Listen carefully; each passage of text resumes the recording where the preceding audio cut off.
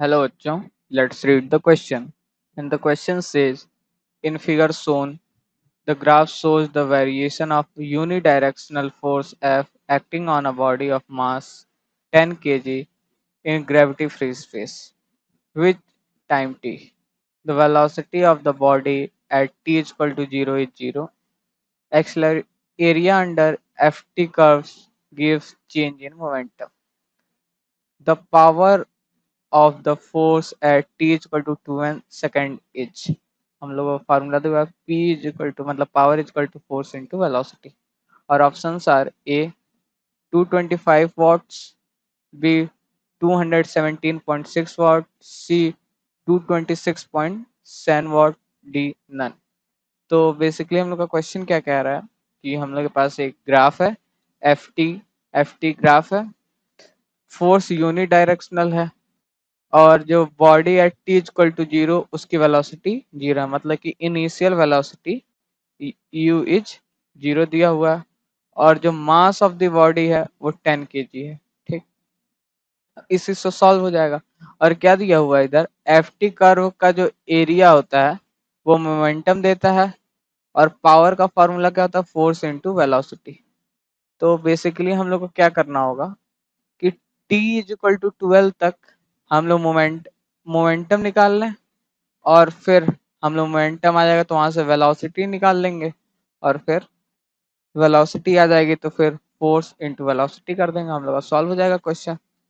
तो अगर हम लोग ग्राफ में देखें तो इस क्वेश्चन को सॉल्व करने के लिए जो की कॉन्सेप्ट्स यूज होंगे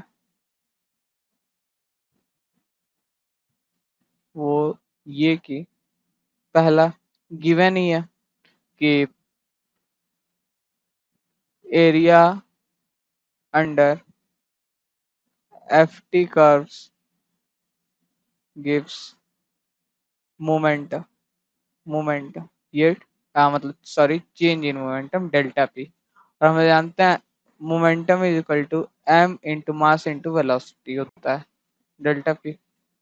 और हम लोग डेल्टा पी को क्या लिख सकते हैं, delta P is equal to mass into final velocity minus initial velocity. ठीक, ये पहला हो गया।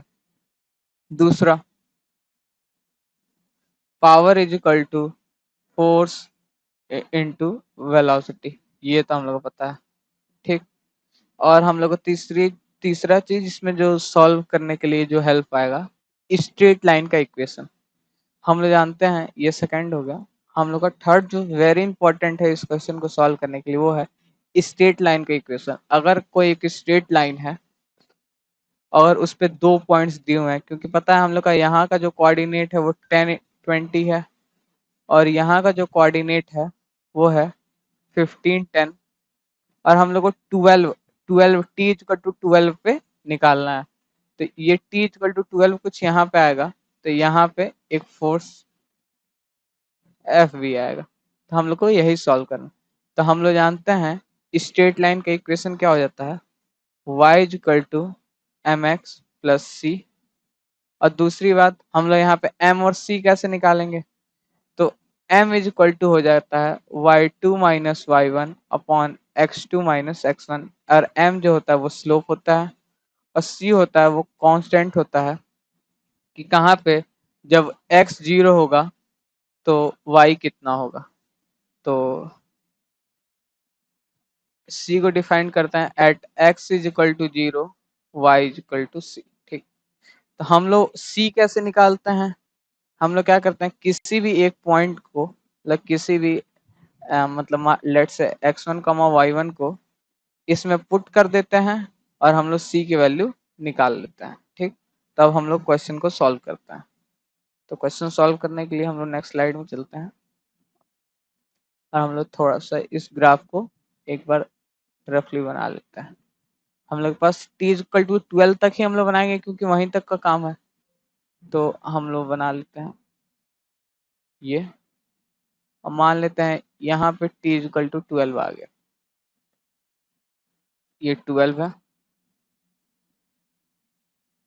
ये हम लोग का 10 है, ये 0 0 है और इसको पूरा ही बना लेते हैं। ये सॉरी ये स्ट्रेट है ये यहाँ पे 15 है, और हम लोग को क्या क्या गिवन है, ये 20, इसको हमने F माना था कि यहाँ पे फोर्स कुछ आ रहा है, यहाँ पे जो है वो 10 है। ठीक, अब हम लोग को सॉल्व क्या करना है। अब हम लोग देखें तो इस पॉइंट पे जो इस लाइन का हम लोग को इक्वेशन लिखना है। इस पॉइंट पे जो 10, 20 है, और ये जो पॉइंट है वो 15, 10 है। तो हम लोग इस लाइन का इक्वेशन लिखते हैं। लाइन का इक्वेशन कैसे लिखेंगे, y equal to M x plus c से y हो जाएगा वो हम लोग का f हो जाएगा, f is equal to M X, m हो जाएगा स्लोप y2 - y1 मतलब 10, 20 - 10, 10/15 - 10 -5 इंटू x t हो जाएगा प्लस सी। ये हो गया f is equal to -2t plus c. अब c की वैल्यू निकालने के लिए हम लोग कोई भी एक पॉइंट इसमें पुट करते हैं। लेट से 10, 20 को पुट कर देते हैं।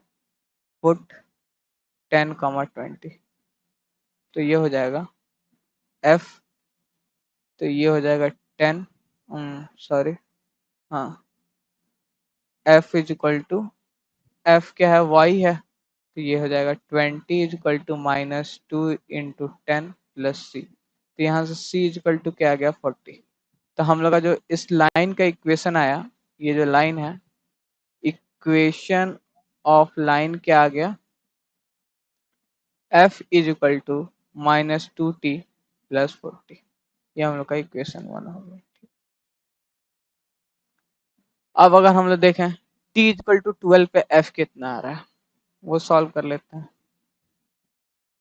At t equal to 12, f is equal to -2 into 12 plus 40, that is f is equal to कितना आ गया, -24 plus 40, that is f is equal to 16 Newton.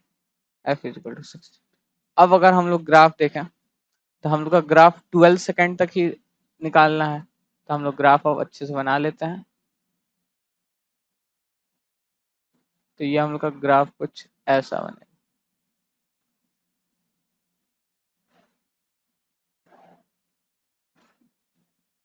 ये है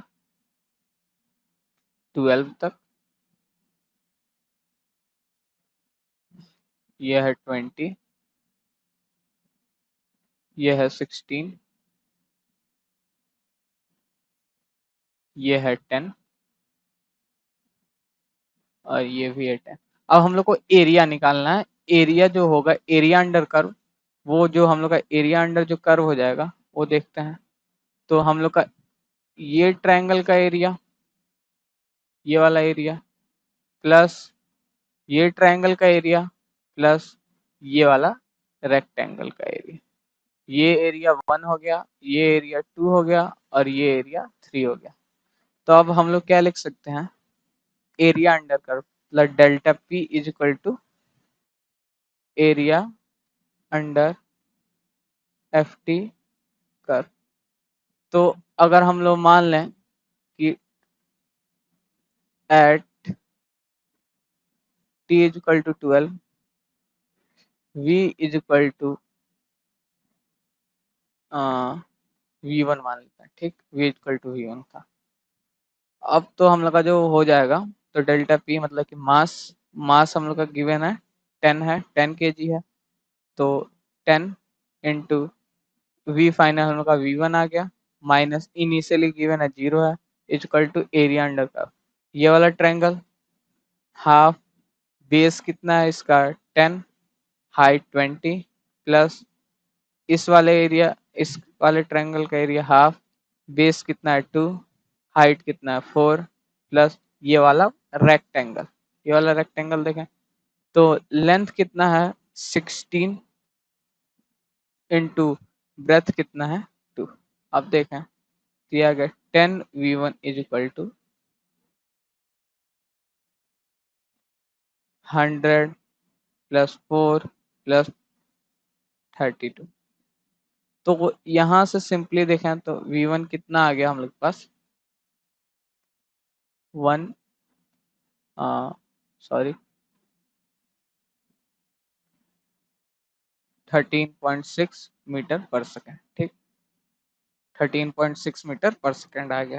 ठीक, अब हम लोग को क्या निकालना है, वेलोसिटी आ गई, हम लोग को फोर्स पता है, सॉरी हम लोग को फोर्स पता है, तो हम लोग को फोर्स पता है टी इक्वल टू, तो हम लोग नेक्स्ट स्लाइड में चलते हैं।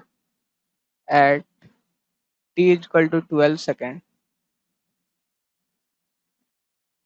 वेलोसिटी इक्वल टू कितना है, 13.6,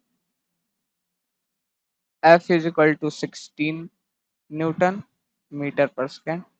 तो पावर इज इक्वल टू होता है एफ इंटू वी, मतलब पावर इज इक्वल टू क्या आ गया, 13.6 इंटू 16। तो ये क्या आ गया, सॉरी एक minute, force into velocity, power is equal to force into velocity. तो ये देखें, तो आगे हमारे पास पावर इज इक्वल टू कितना आ गया, 217.6 वाट, ये हम लोग का पावर आ गया। अब अगर हम लोग ऑप्शन चेक करें तो ऑप्शन बी है वो करेक्ट हो जाएगा। So the final answer is 217.6 watt. I hope you will understand this question. All the best.